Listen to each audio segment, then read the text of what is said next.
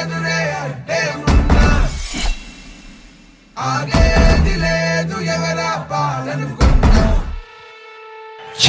చెయ్యి కలిపిన నా వాళ్ళందరూ మీ బిడ్డను ఆశీర్వదించడం కోసం రావడం నా పూర్వజన్మ సుకృతం అని చెప్పి మీ అందరికీ అభివాదం చేస్తా ఉన్నాను.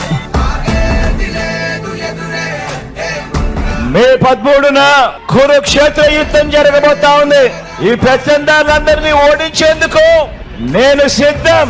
మీరంతా సిద్ధమేనా అని అడుగుతా ఉన్నాను.